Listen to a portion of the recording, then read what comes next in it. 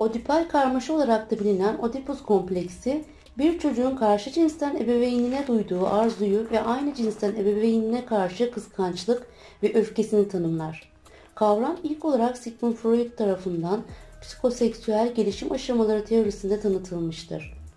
Ödipus kompleksinin dayandığı varsayımlar basit bir şekilde şöyle ifade edilebilir.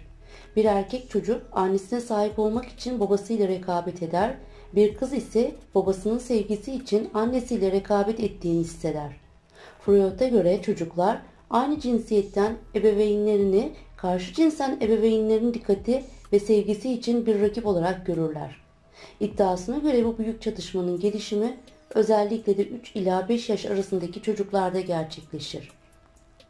Terim adını Sofokles'in Ödipus Rex'in ana karakterinden almaktadır. Bu antik Yunan trajedisinde Ödipus ebeveynleri tarafından bebekken terk edilir. Daha sonra yetişkinliğinde Tebes kralı olur. Farkında olmadan babasını öldürür ve annesiyle evlenir.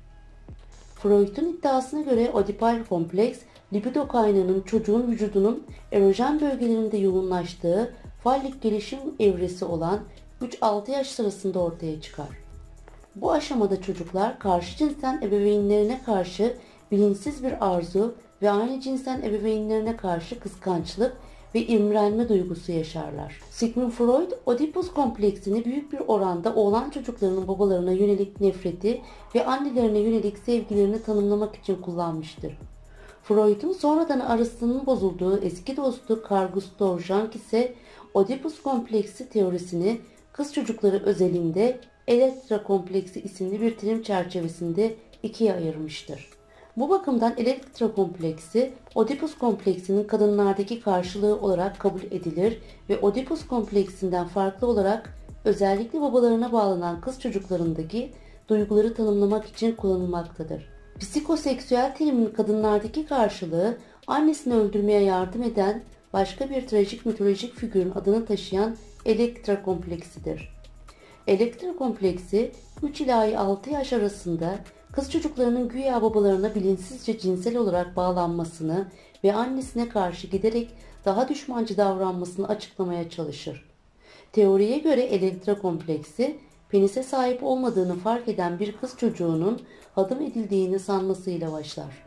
Bunun için annesini suçlar ve penis kıskançlığı adı verilen bir kıskançlığı yaşar. Teori kızların süperegolarını ve kadın cinsiyet rollerini geliştirmeleri için anneleriyle özdeşmeleri gerektiğini söyler.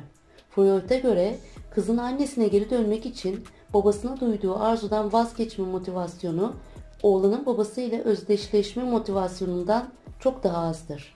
Günümüzde ödipal sözcüğü hem Ödipus hem de Elektra kompleksleri için kullanılan genel bir terimdir.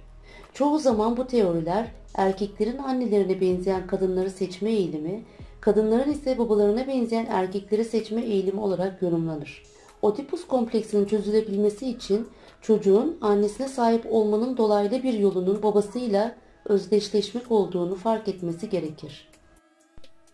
Kanalıma ilk defa denk geldiyseniz dilerseniz kanalıma abone olabilir, beğeni bırakabilir, diğer videolarımdan haberdar olmak isterseniz zil butonuna tıklayarak bildirimleri açabilirsiniz.